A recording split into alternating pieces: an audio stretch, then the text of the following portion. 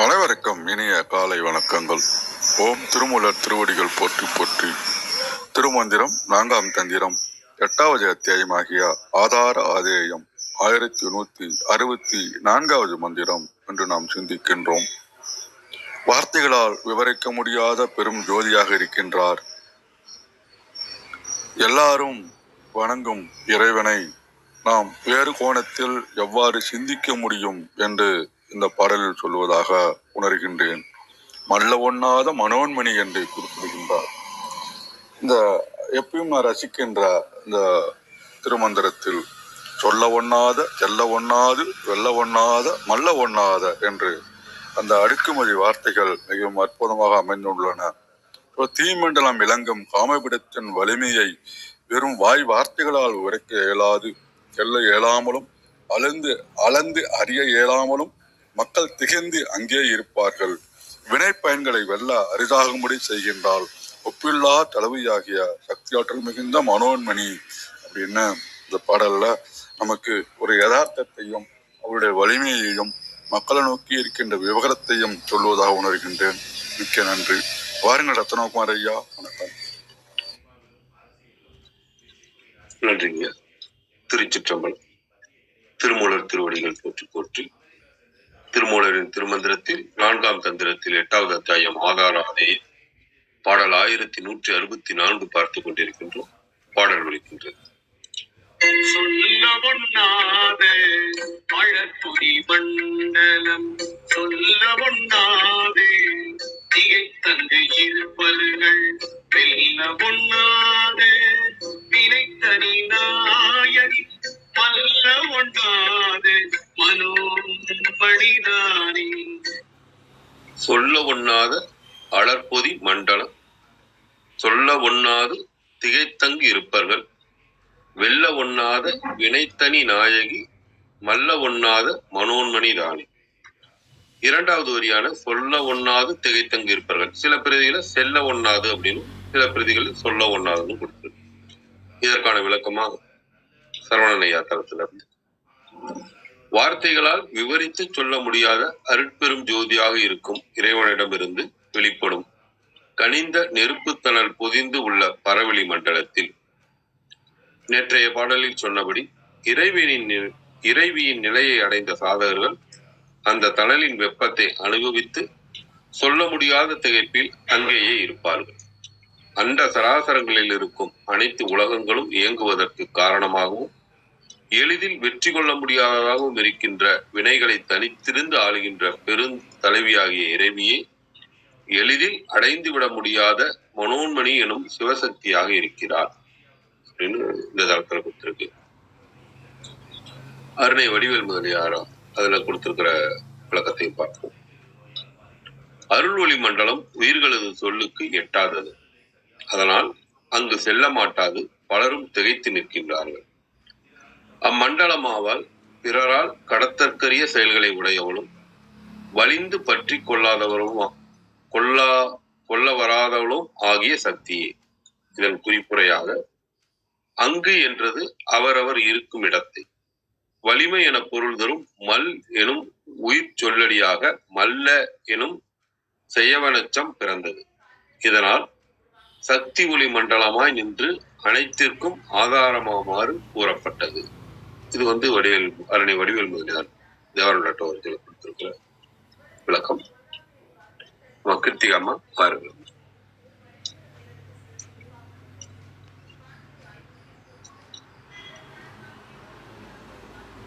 வணக்கம். அனைவருக்கும் இனிய காலை வணக்கம். இன்றைய பாடல் 1164. ரொம்ப ரொம்ப ரொம்ப ரொம்ப ரொம்ப அற்புதமான பாடல். எல்லாமே எல்லா மந்திரங்களும் அத்தகையதுதான்னாலும் இது ரொம்பவும் சூட்சமமான ஒரு ஒரு மந்திரம்.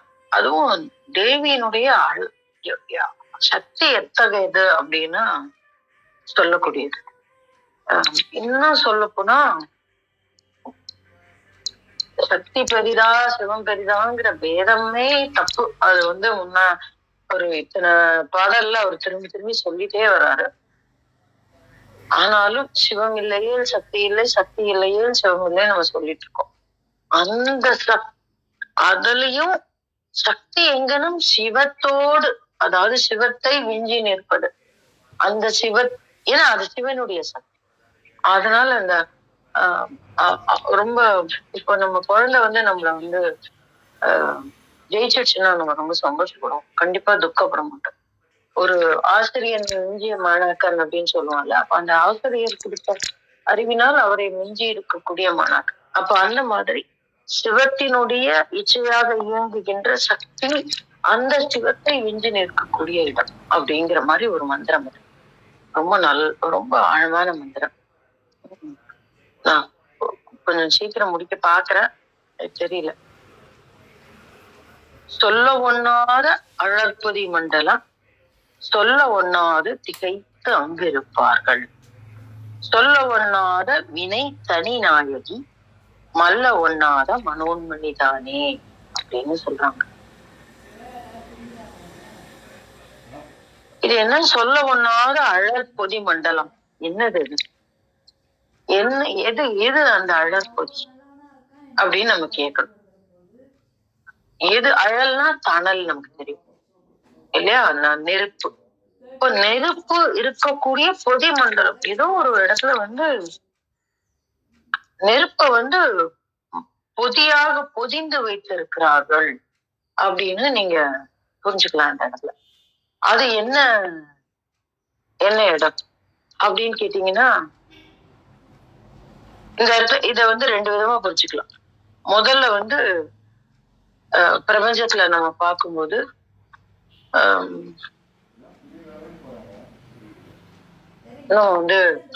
இதுன்னு பார்க்கலாம். ஒளி நிரம்பிய அவள் ஜோதி ஸ்வரூபமாக தெரியக்கூடியவள் அப்படின்னு நம்ம பார்க்கலாம். இந்த ஜோதி ஸ்வரூபமாக இருக்கக்கூடிய அந்த அவளுடைய வியாபகம் அப்படின்னு நம்ம ஒரு பகுதியில எடுத்துக்கலாம். இதுக்கு நான் ஏற்கனவே உங்களுக்கு ஒரு கதை சொல்லியிருக்கேன்.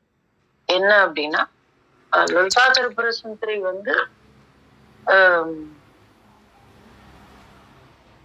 உருவாகும் பொழுது அவள் இந்த லலிதா திரிபுர சுந்தரியாக பண்டாசுர வதத்தை செய்வதற்காக அவள் வரா. அப்போ தேவர்கள் எல்லாம் சேர்ந்து அவளை தொடராங்க. அந்த ஒளி ரூபமாக இருக்கும்போது ஏற்கனவே சொல்லியிருக்கேன், வாயு போய் பார்த்தாரு, வாயுவால யாரும் கண்டுபிடிக்க முடியல. அதற்கு பிறகு சூரியன் போய் பார்த்தாரு, சூரியனால கண்டுபிடிக்க முடியல. வருணன் போய் பார்த்தாரு, கண்டுபிடிக்க முடியல. கடைசியில தேவேந்திரன் போய் அடிபணிந்து கேட்கும் பொழுது அவளை பற்றி தன்னை பற்றி தானே சொல்லிக் கொள்ளத்தக்கவள், அவளை பத்தி வேற யாராலையும் சொல்ல முடியாது. இந்த ஒரு சம்பவம் நான் ஏற்கனவே இங்க பகிர்ந்திருக்கேன். அப்போ அதுக்கு பிறகு அவள் உருவாகி வருகிறாள். தேவர்கள் எல்லாம் அவ்வளவு கஷ்டத்துல இருக்காங்க. ஏன்னா பண்டாசுரன் அத்தனை துன்பம் தருபவனாக இருக்கிறான். அப்போ ஆனா தேவி வரா. தேவி வந்த உடனே எல்லாரும் அப்படியே அவளை போற்றி மகிழ்ந்து கொண்டாடுறாங்க. அவ்வளவுதான். அந்த ஜோதி ஸ்வரூபமாக சொல்ல ஒண்ணாத அழற்புதி மண்டலமாக ஜோதி ஸ்வரூபமாக அவள் வருகிறாள். சொல்ல ஒண்ணாது திகைத்து அங்கு இருப்பார்கள். அப்ப எல்லாரும் அப்படி திகைத்து அங்கு இருந்தார்கள். எப்படி இருந்தாங்க அப்படின்னா, அவளுடைய பேரழகுல, அவளுடைய அந்த லாவண்யத்துல, அவளுடைய வியாபகத்துல அப்படியே திகைச்சு போயிருந்தாங்க. இதுக்கு மேல எதுவும் சொல்ல வேணாம், அது முடிஞ்சிருச்சு, அவ வந்துட்டா, இனிமே அவ பாத்துப்பா. இப்ப நமக்கே இது நிகழும். இப்ப நிகழும் அப்படின்னாக்க, நம்ம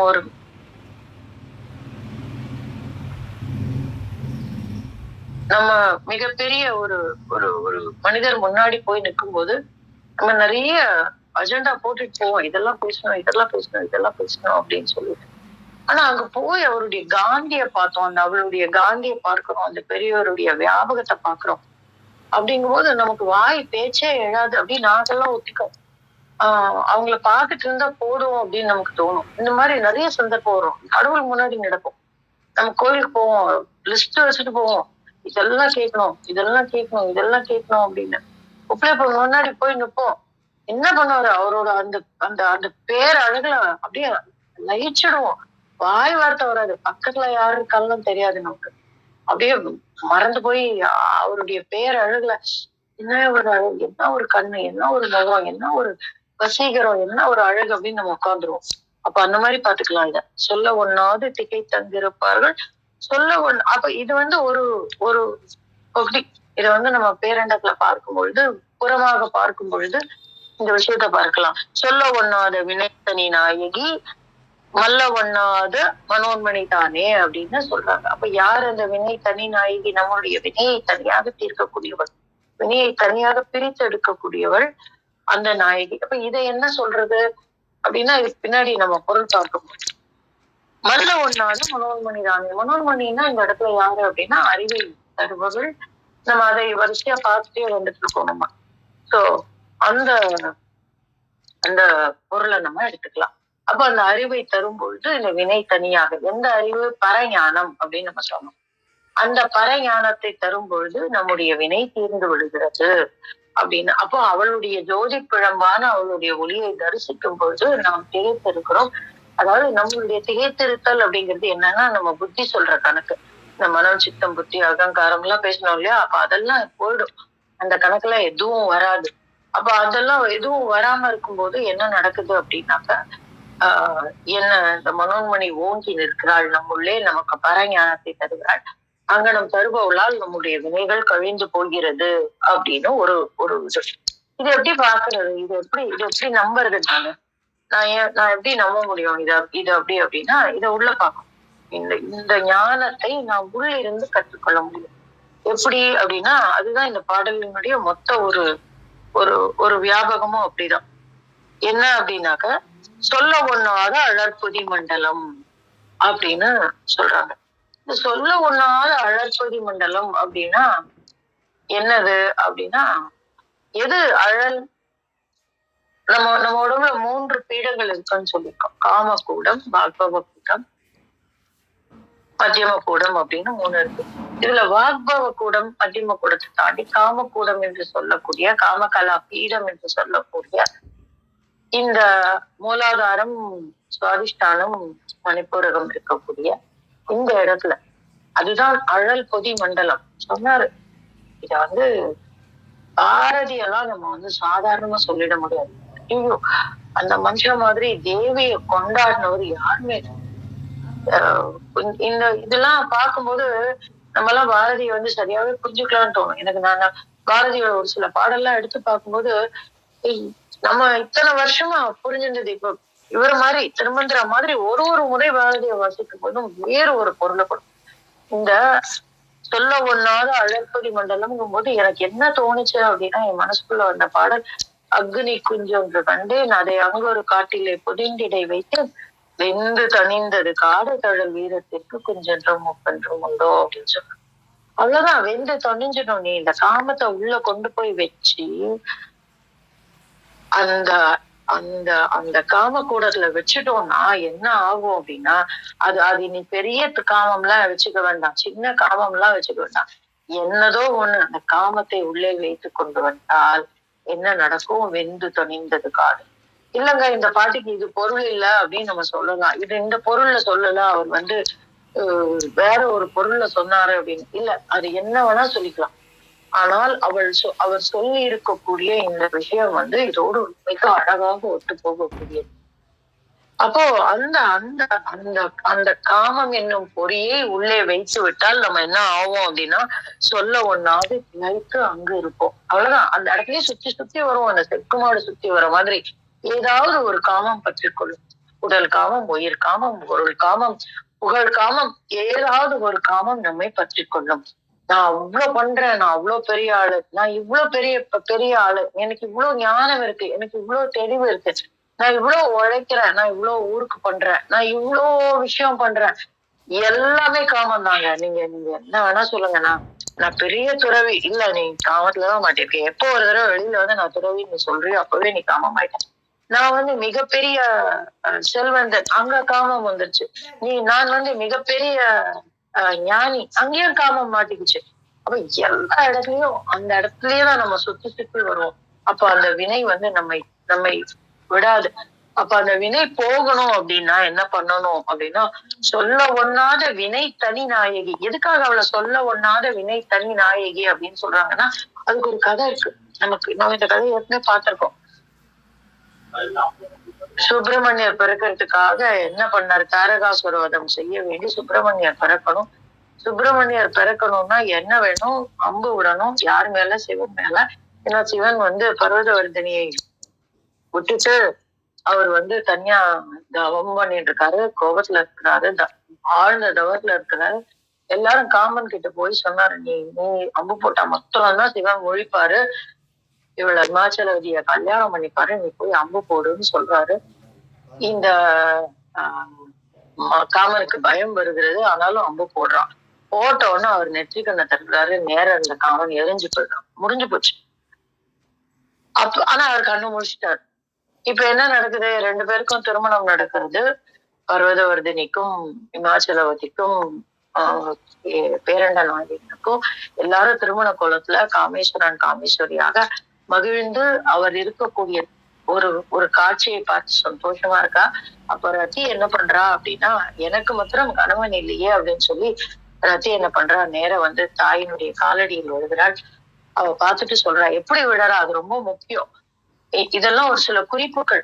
எப்படி விழறா அப்படின்னாக்கா, மங்கள கோலத்துல வந்து விழறா. கணவன் இறந்தவர்கள் மங்கள கோலம் பூணக்கூடாதுன்னு இப்ப எல்லாம் சொல்றாங்க. இல்ல, அவள் வந்து ரொம்ப அழகான குறிப்பு. இதெல்லாம் விட்டுடுறோம் நம்ம சமுதாயத்துல, இதெல்லாம் விட்டுட்டோம். பின்னாடி வந்த விஷயங்களைதான் நம்ம பிடிச்சு வச்சுட்டு கணவன் இருந்தா அப்படி இருக்கணும் இப்படி இருக்கணும், அதெல்லாம் இல்ல. மங்கள கோலத்துல வந்து விழறா தாயினுடைய காலடியில. இன்னைக்கும் ஸ்ரீவித்யா உபாசகர்கள் வந்து அமங்கல கோலம் கொள்வதில்லை, மங்கள கோலத்துல வந்து விழறா. அப்போ தேவி வந்து பேரண்ட நாயகன் எரித்த காமனை அரூபமாக அவனோடு இருக்க செய்தான். அப்போ அந்த அந்த அந்த அந்த அந்த அந்த நிகழ்வு எப்படி நடக்குது அப்படின்னா, இந்த இடத்துலதான் அந்த அந்த சுவாதிஷ்டானமும் மணிபுரமும் செயல்படக்கூடிய தன்மை. அதை வச்சு வெல்லவே முடியாது. அதை வெல்ல வேண்டும் என்றால் என்ன நடக்கணும்? காமேஸ்வரியினுடைய பார்வை, கடைக்கண் பார்வைப்பட வேண்டும். அந்த கடைக்கண் பார்வையினால் நெருப்பாக பறக்கக்கூடிய அந்த சிவத்தினுடைய தன்மை மாறி குளிர்ச்சியாக நம்முடைய வினைகளை தீர்ப்பதாக மாறுகிறது. அப்ப அதற்கு காரணம் என்ன அப்படின்னா, அந்த காமாட்சியினுடைய கடைக்கண் பார்வை. அவள் மன்மதனுடைய வினையை போக்கி அவள் என்ன செய்கின்றாள் என்றால், அவன் எரிந்த அந்த உயிரை அவனுக்கு திருப்பி தருகிறாள் அரூபமாக. அதனாலதான் இன்னைக்கும் மன்மதனை நம்ம கண்ணால பார்க்க முடியாது. நம்ம உள்ள போய் எது நம் காமம்னு நம்ம தேடினா மாத்திரம்தான் அந்த காமத்தை நம்மால் கண்டடைய முடியும். அதனால்தான் அவன் அனங்கன் அப்படின்னு சொல்றாங்க. அத்தகைய அனங்கனுடைய வினையை தீர்த்தவள். அதனால்தான் வினை தனி நாயகி. அப்போ வெல்ல ஒண்ணாத வினை தனி நாயகி. எதை வெல்ல முடியாது? காமத்தை வெல்லவே முடியாது. நம்ம தனியாலாம் ஜெயிச்சவே முடியாது. ஆனா அவள் அந்த வினைத்தனி நாயகியை பற்றி கொண்டால் மல்ல ஒண்ணாத மனோன்மணிதானே. அப்ப நான் அதை வெல்லக்கூடிய ஒரு ஞானத்தை, பேரருளை நமக்கு தரக்கூடியவள் யாராக இருக்கிறாள் அப்படின்னா, அந்த பஞ்ச கிருத்த பராம காரணியாக இருக்கிறவள் அப்படின்னு நம்ம புரிஞ்சுக்கலாம். இத வந்து சொல்லாதவங்களே கிடையாது. லலிதா சஹஸ்ரநாமத்துல பாத்தீங்கன்னா அற்புதமான நாமம் இது. அரநேத்ராணி சந்தக்கிய காம சஞ்சீவ நௌஷதி அப்படின்றாங்க. நௌஷதினா மருந்து, ஔஷதம்னா மருந்து. காம சஞ்சீவன் ஔஷதம் அப்படின்னா காமனை உயிர்ப்பிக்கக்கூடிய. சஞ்சீவி அப்படின்னா உயிரோடு சதா, அவன் வந்து சிரஞ்சீவி மருந்து. அவன் வந்து சதா சர்வ காலமும் உயிர்ப்போடு இருக்கக்கூடியவன். அதனால காம சஞ்சீவன் ஔஷதி அப்படின்னு. ஔஷதினா மருந்து. எந்த காமம் அப்படின்னா ஹர நேத்ராக்னி சந்தக்த அப்படின்னு சொல்றான். யாருடைய ஹரன்னா நமக்கு தெரியும், பேரண்ட நாயகன். அவனுடைய கண்களில் இருந்து எழும்பிய அக்னியின் மூலமாக அப்படின்னு ஐயோ அற்புதமான நாமம் இது. இந்த நாமத்தினுடைய இன்னும் ஒரு பெரிய வியாபகம் எதுல பார்க்கலாம் அப்படின்னாக்கா, சௌந்தரிய லகரியில பார்க்கலாம். அப்படியே அந்த அம்மாவை பத்தி அவ்வளோ சொல்லுவாங்க. அந்த அந்த சௌந்தர லகரியில வந்து இன்னும் சொல்ல போனா லலிதா சகஸ்ரநாமத்தினுடைய ஒரு விரிவாக்கம். அதுதான் வந்து சௌந்தர லகரி. எனக்கு சௌந்தர லகரி பாடல் வறண்டு போச்சு. மணிபூரகத்தை குறித்த சுவாதிஷ்டானத்தை குறித்த பாடல்கள் வரும். ஐ திங்க் நடுவுல வரும்னு நினைக்கிறேன்.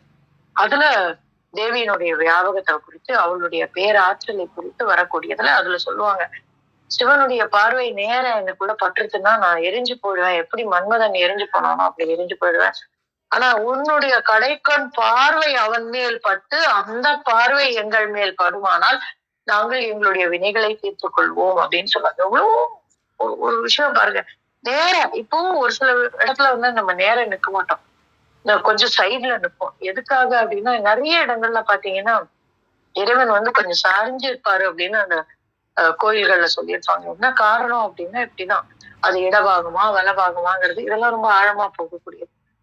சோ அப்பேற்பட்ட விஷயம். இந்த உடலில் இருக்கக்கூடிய காமத்தை வெல்லக்கூடிய ஒரு தன்மையை, காமத்தை வெல்வது எதற்காக? நம்முடைய வினைகளை தீர்ப்பதற்காக. அத்தகைய வினைகளை தீர்க்கக்கூடிய தன்மையை தரக்கூடிய பெரும் ஞானத்தை தரக்கூடியவள் இந்த தேவி அப்படின்னு அவளுடைய ஒரு ஒரு ஒரு மிகப்பெரிய வியாபகத்தை சொல்றாரு. வெளியில பார்த்துட்டோம் ஜோதி பிழம்பாக இருக்கக்கூடியவள். அந்த ஜோதியின் முன்னால் நம்முடைய ஞானம், நம்முடைய செருக்கு அகந்த எல்லாம் போய் நம்ம வந்து சுத்தமாக சுத்த சைத்தன்யமாக அவளாகவே நாம் நிற்போம். அப்பொழுது நம்முடைய ஞானம் பெருகும். அதன் மூலம் வினைகள் தீரும் அப்படின்னு நம்ம புறத்துல பார்த்துட்டோம். அகத்திலையும் எங்க பார்த்துட்டோம் காமத்தை எங்க நம்ம வெல்வது அப்படின்னா அது அவளுடைய கடைக்கண் பார்வை போதும் அப்படிங்கிற ஒரு விஷயம் தான். ரொம்ப அற்புதமான மந்திரம். சாரி, நான் கொஞ்சம் நிறைய நேரம் எடுத்துக்கிட்டேன்னு நினைக்கிறேன், மன்னிக்கணும் நண்பர்களே. ஆனா இந்த பாடல இதுக்கு இதுலயும் ஃபுல்லா சொல்ல முடியல. அப்பேற்பட்ட ஒரு மந்திரம். நன்றி நன்றி.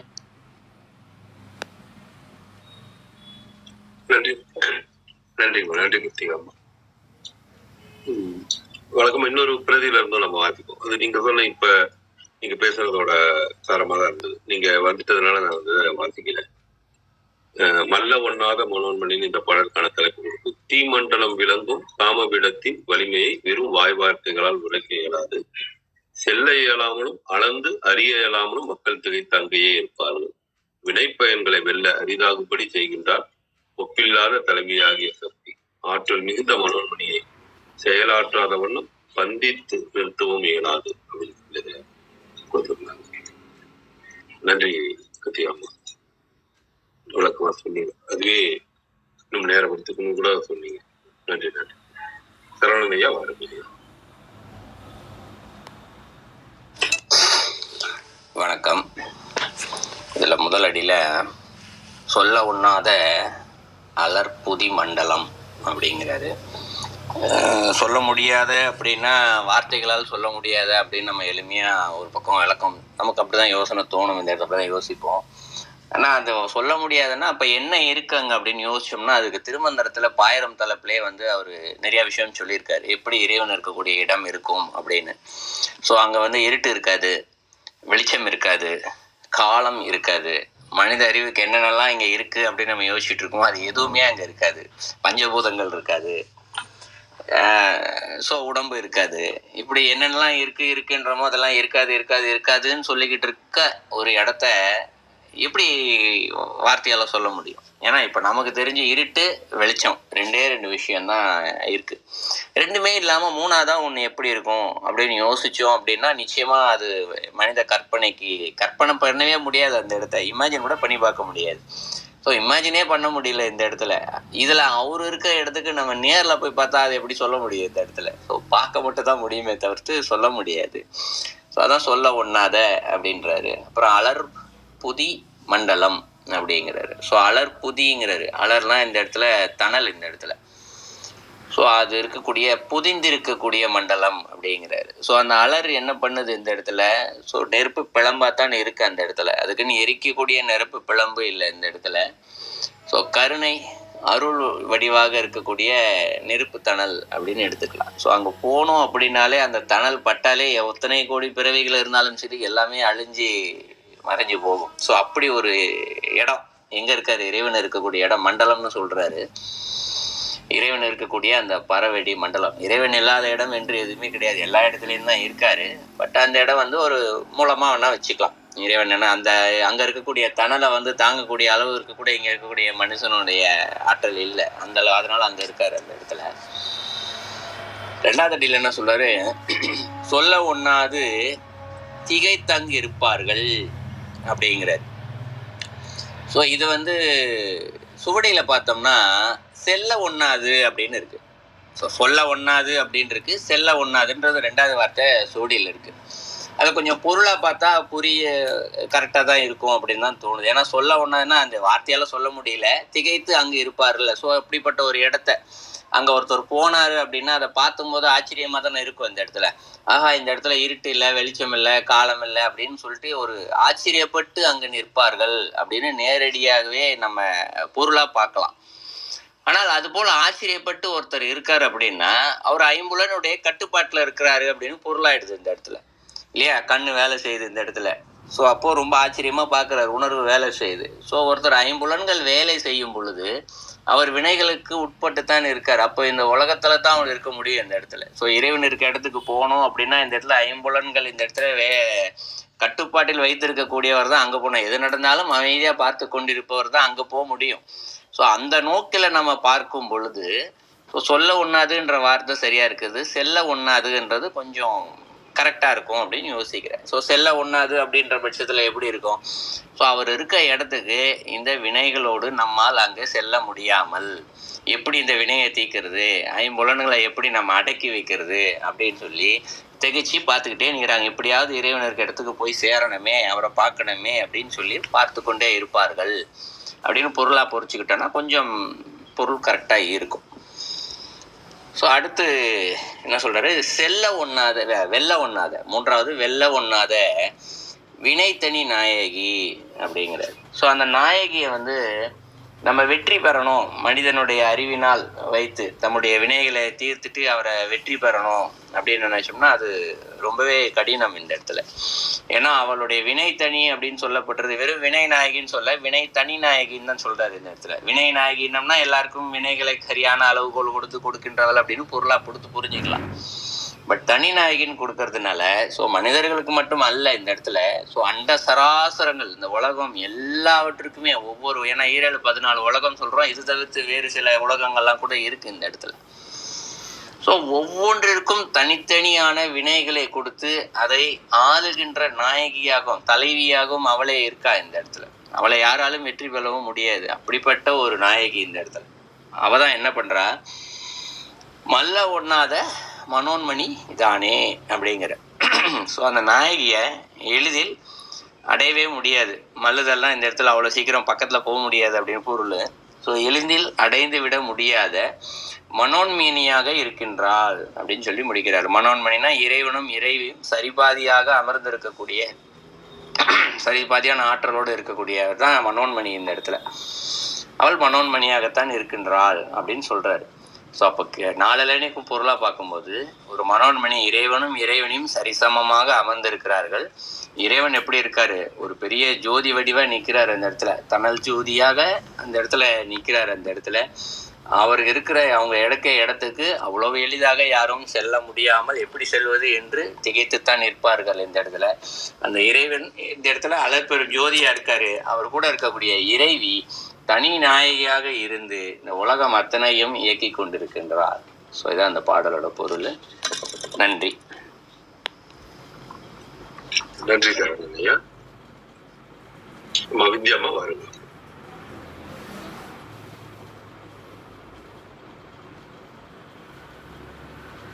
வித்யாமா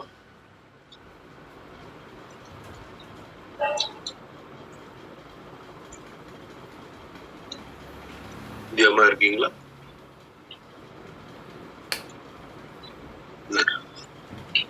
அர்த்தநாரியா வருங்கய்யா.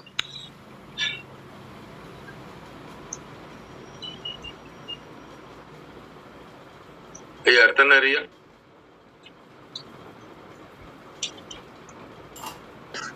சார் வணக்கம். வணக்கம்.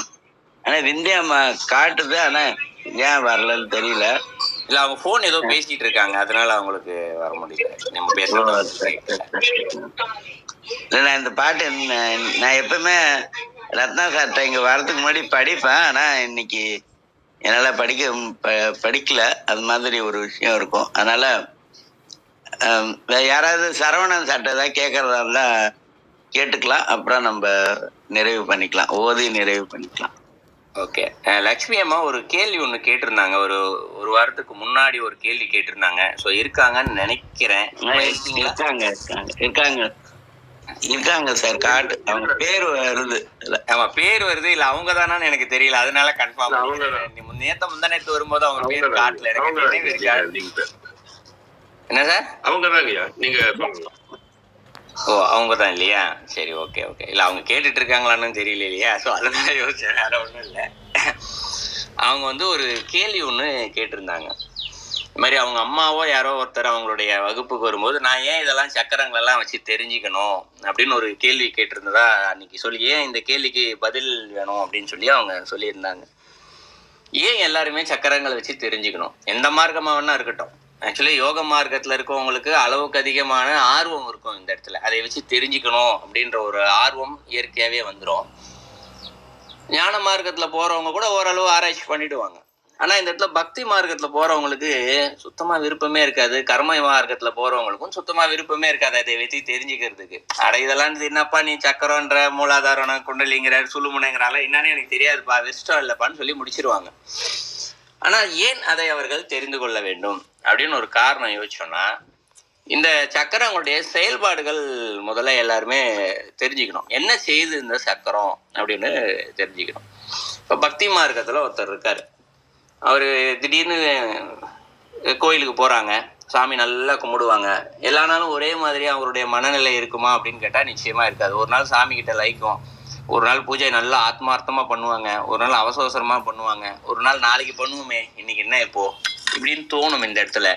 இதே பக்தி மார்க்கத்தில் இருக்கவங்களுக்கும் சில நேரம் கோபம், மன உளைச்சல் இது மாதிரி வரலாம், வியாதிகள் வரலாம். இது வந்து கர்ம மார்க்கத்தில் இருக்கவங்களுக்கும் அவங்க பக்தி கூட செய்ய மாட்டாங்க, சாமி கூட கும்பிட்றதெல்லாம் கூட ரொம்ப இல்லை, அவங்களுக்கு தன்னுடைய வாழ்க்கையே சரியான முறையில் வாழ்ந்து போயிட்டு கொண்டே இருப்பார்கள். ஆனால் அவர்களுக்கும் இந்த மன உளைச்சல், நோய் நொடி இது போல் இருக்கக்கூடிய அனைத்து வாய்ப்புகளுமே வினையின் காரணமாக ஏற்படும் இந்த இடத்துல.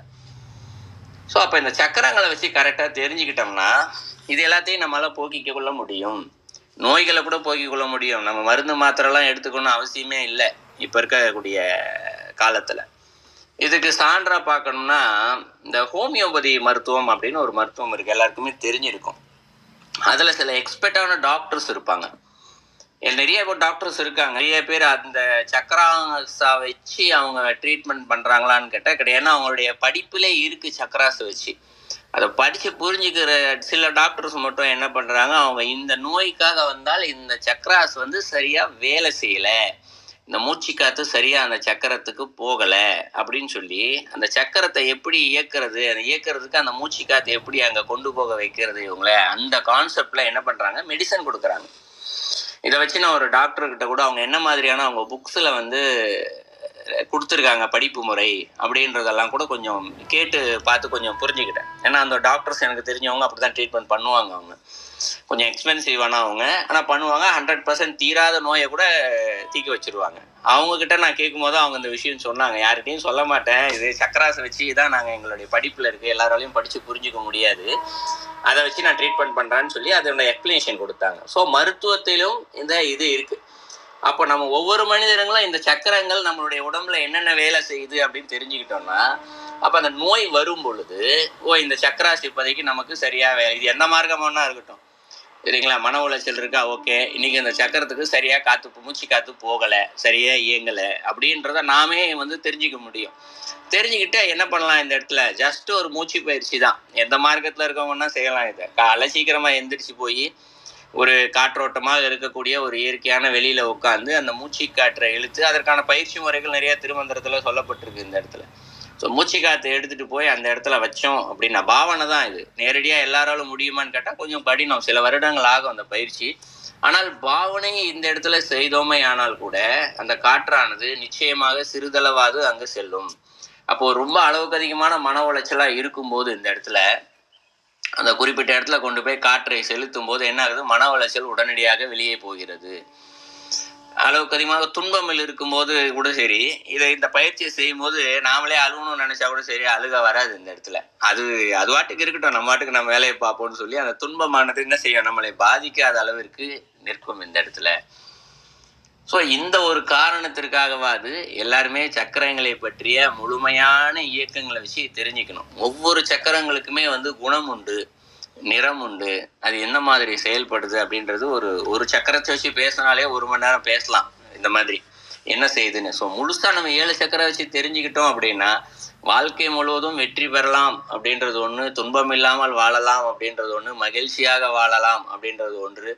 இதற்கும் மேலாக நமக்கு தெரியாத பல செய்திகள் இருக்கு, சரிங்களா? ஸோ இறைவன் நோக்கிய பயணத்திற்கு இந்த இடத்துல நாம் தயாராகலாம், எந்த மார்க்கமாக இருந்தாலும் சரி இந்த இடத்துல. ஸோ இதற்காக அனைத்து மார்க்கத்தில் இருப்பவர்களும் சக்கரங்களை பற்றி தெரிந்து கொள்ள வேண்டும் அப்படின்ற கருத்தை இந்த இடத்துல அம்மா கேட்ட கேள்விக்கு நான் பதிய வைக்கிறேன். நன்றி. நன்றி தருணன் ஐயா. லட்சுமி அம்மா கேட்டுட்டு இருக்கிறதா கமெண்ட்ல போட்டிருக்காங்க. நீங்க சொன்ன இதை கேட்டுட்டு இருக்காங்க. நன்றி. வேறு யாரும் தங்கள் கருத்துக்களை பகிர்ந்து வரலாம், இல்லைன்னா நிறைய கிட்ட போயிடலாம். ஐயா, நான் திருமந்திர உரை வாசிக்கலாமுங்களா ஐயா? ஆமாம்மா, சொல்லுங்கம்மா. கூப்பிட்டோம், முதல்ல உங்களை கூப்பிட்டோம், இருக்கிறீங்களா? வாங்க. அனைவருக்கும் வணக்கம். ஓம் சிவசக்தி போற்றி, ஓம் திருமூலரே போற்றி. சொல்ல ஒண்ணா சோதி ஒளி ஆனவள், சொல் ஒண்ணாத அலர்பொதி மண்டலன், சொல்ல ஒண்ணாது திகைத்து அங்கு இருப்பர்கள், வெல்ல ஒண்ணாத வினைத்தனி நாயகி, மல்ல ஒண்ணாத மனோன்மணி தானே. ஒண்ணாத என்ற சொல்லின் பொருள் முடியாத. அழல் என்றால் நெருப்பு. பொதி என்பதன் பொருள் நிறைந்த. வினை என்றால் செயல், வினை துன்பம். மல்ல என்றால் வெற்றி கொள்ள. சொல்லால் விளக்க இயலாத பேரொளி பிளம்பாக உள்ள இறைவனின் அருள் வெள்ளமாகிய ஆட்கொள்ளும் கருணை திறம், இதனை அடைந்து இன்புறும் வழி அறியாது திகைத்து இருப்பவர்கள் அறியாமையை நீக்கி அப்பரம்பொருள் அருளை அடைய முடியாது தடுக்கும் வினை துயரை வெற்றி கொள்ள இயலாது தவிப்பதற்கு காரணமாக இருப்பவள் மகா சக்தியான மனோன்மணியே ஆகும். இந்த மாயையை வெல்ல அவள் மலரடி பணியுங்கள். கனகவேட்டில் உரையாசிரியர் சொல்ல முடியாத பேரொளி பிளம்பு சூழ்ந்த சிவ உலகு பெற்றார் பேச்சினை கண்டு பேறு பெறும் செவ்வி இல்லார் சொல்லவும் முடியாதபடி திகைத்து இருப்பர். அங்ஙனம் இருப்பதும் மாற்ற முடியாத நடப்பாற்றலின் மறை பொருளே ஆகும். அவள் அத்துறையின் கண் தனிப்பெறும் தலைவி ஆவாள். அவள் மனோன்மணி எனப்படுபவள். அவளை வெல்லுதல் எவருக்கும் இயலாததொன்று என்று விளக்கம் அளித்துள்ளார். வினை என்றால் மறைத்தல் தொழில். இதற்கு இணையான பாடல் மாணிக்கவாசகர் அருளிய திருவாசகம். காருண்யத்து இரங்கல். தெய்வீக நிலையை அடைவதில் மனித முயற்சி ஒரு புறம் இருந்தாலும் அத்தெய்வத்தின் கருணை அமைய பெறுவது முக்கியம். பாடல். தற்கிலேன் காய வாழ்க்கை சங்கரா போற்றி, வான விருத்தனே போற்றி, எங்கள் விடலையே போற்றி, ஒப்பில் ஒருத்தனே போற்றி, உம்பர் தம்பிரான் போற்றி, தில்லை நிறுத்தனே போற்றி, எங்கண் நின்மலா போற்றி போற்றி. சங்கரன் என்ற சொல்லின் பொருள் செய்பவன். விடலை என்றால் திண்மை பொருந்தியவன் என்ற அர்த்தம். உம்பர் தேவர்கள். நிறுத்தன் நடம் புரிபவன் நடராஜ பெருமான். நின்மலன் தூயவன் என்று பொருள். சங்கரா, இந்த உடல் வாழ்க்கை போதும். காயம்னா உடல், யாக்கைனா உடல். மெய்னா உடல் மேனின்னு அர்த்தம். போதும் உன்னை பழமைக்கும் பழமையும் புதுமைக்கு புதுமையுமான முதல்வோனே ஆனந்த நடமிடும் மகாதேவ தூயவா உன்னை வழங்குகிறேன். மேலான உணர்வு மேலான அறிவை தரும். அன்பும் அறிவுமே சிவம். சிவசக்தி அருள் பெறுவோம். அனைவருக்கும் நன்றி, வணக்கம். சிவசிவ திருச்சிற்றம்பலம். நன்றிம்மா, நன்றி வித்யாம்மா. அர்த்தநாரியா நான் மன்னிக்கணும் அர்த்தநாரியா, ஒரே ஒரு விஷயம் அது மாத்திரம் சொல்லிடுறேன். நான் என் விந்தியாமா பொதுவா அபிராமந்தாதி மேற்கோள் காட்டுவாங்க, அதனால நான் சொல்லல. ஆனா இதற்கு இணையான ஒரு அபிராமந்தாதி இருக்கு, சொல்லியே ஆகணும் இந்த இடத்துல. ஏன்னா ஞானியர்கள் எப்படி ஒண்ணு போல சிந்திக்கிறாங்க அப்படிங்கிறதுக்கு இதெல்லாம். நான் சங்கர பகவத்பாதால பத்தி சொல்லிட்டோம், லலிதா சஹஸ்ரநாமம் பத்தி பேசிட்டோம், பாரதிய பத்தி சொல்லிட்டோம். எப்படி பற்ற சொல்லாம இருக்க முடியும்? எல்லாரும் ஐயா பாடி அற்புதமான அந்த ஆசை கடலில் அகப்பட்ட பாட்டு கேட்கும் போது எனக்கு அப்படியே கண்ணுல தண்ணி வந்துட்டு ஐயா பாடும்போது, இந்த ஆசை கடலில் அகப்பட்டு அருளற்று அந்தகன் பால் நேசத்தில் அல்லல் பட இருந்தே எனை பாசவினும் ஆசை கடலில் அகப்பட்டு அருளற்று அந்தகன் கமலம் தலைமேல் வலிய வைத்து ஆண்டு கொண்ட நேசத்தை என் சொல்லுவேன் ஈசர் பாகத்து நேரிழையே. அவ்வளவுதான், ஈஸ்வர் பாகத்து நேரிழையே. அவ்வளவுதான். அடுத்தது இழைக்கும் வினை வழியே அடுங்காலன் எனை நடுங்க அழைக்கும் பொழுது வந்து அஞ்சல் என்பாய் அத்தர் சித்தமெல்லாம் குழைக்கும் கலப குவிமுலை யாமலை கோமலையே உழைக்கும் பொழுது உன்னையே அன்னையே என்பன் ஓடி வந்தே. அதான், அதேதான். இதுதான் இந்த பாடல். இதுதான் அது ஈஸ்வர் பாகத்து நேரிழையே அப்படிங்கிறதுதான் அந்த அவளுடைய கடைக்கண் பார்வையினால் சிவனுடைய பார்வை குளிர்கிறது அப்படின்ட்டு சொல்றோம் இல்லையா இன்னைக்கு. அது இதுதான். அதான் ஆசை கடல். எது? இந்த ஆசை கடல் தான். சொல்ல ஒண்ணாத அழற்பொதிதான். அது அபிராமி நீங்க பாத்தீங்கன்னா எல்லாரும் அப்படியே பேரலா டிராவல் பண்ணிருப்பாங்க. ரொம்ப அற்புதமான பாடல் இது. திருப்பி ஒரு தடவை இதை எடுத்து பாருங்க, இன்னைக்கு விளக்கத்தையும் யோசிச்சு பாருங்க, இந்த பாடலோட வச்சு பாருங்க. இன்னைக்கு பூரா இதை சிந்திக்க முடியும் நம்மளால. அப்பேற்பட்ட ஒரு பாடல் இது அபிராமந்தாதியில. நான் அதையும் இந்த இடத்துல சொல்ல விரும்பினேன். நன்றி.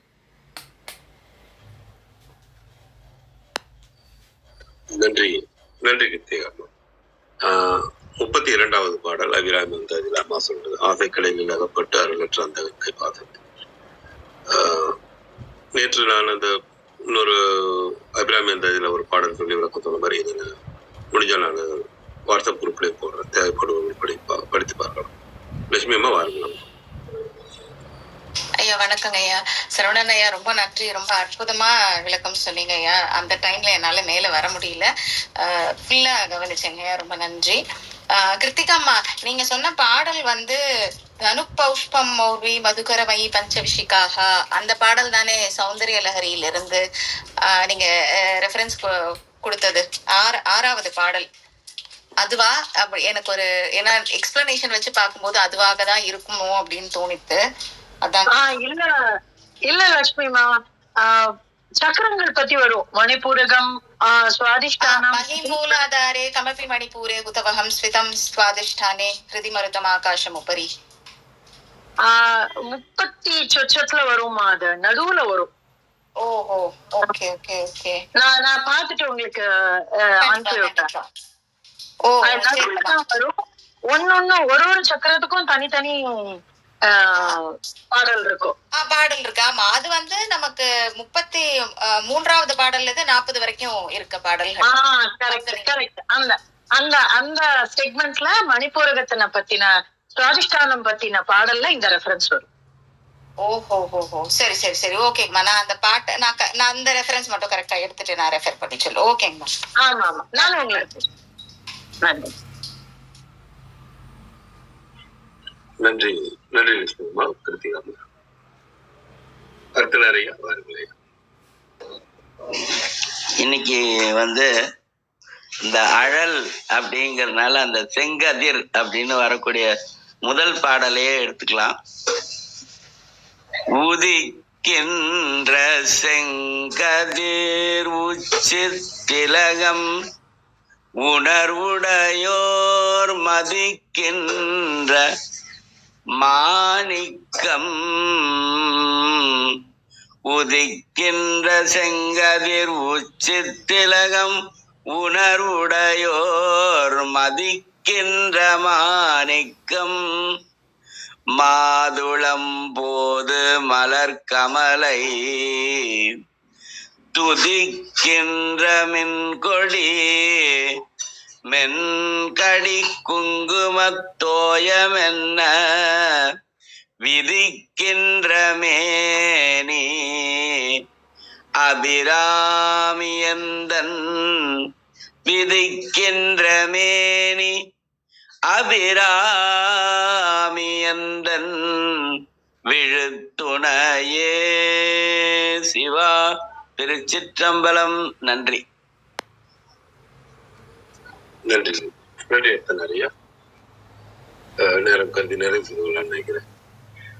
திருமந்திரம் கேட்க ஓத பயில அறிவில் உணர்வில் தூய்மையும் ஆன்ம உணர்வும் துணிவும் சஞ்சலம் சங்கடமற்ற வாழ்க்கையும் சிவன் மீது உண்மையான உணர்வு பெறுதலும் கிட்டும். யாம் பெற்ற இன்பம் பெருக இவ்வையகம் என்ற திருமூலரின் கூற்றுக்கிணங்க வந்திருந்து கருத்துக்களை பகிர்கின்ற சான்றோர்களுக்கும் மெய்யன்பர்களுக்கும் மிக்க நன்றி. தளம் நிறைவடைகிறது. மீண்டும் நாளை காலை 6:30 மணிக்கு கேள்வி ஞானம் ஆன்ம சுவாசம் நிகழ்வில் சந்திப்போம். 5, 4, 3, 2, 1.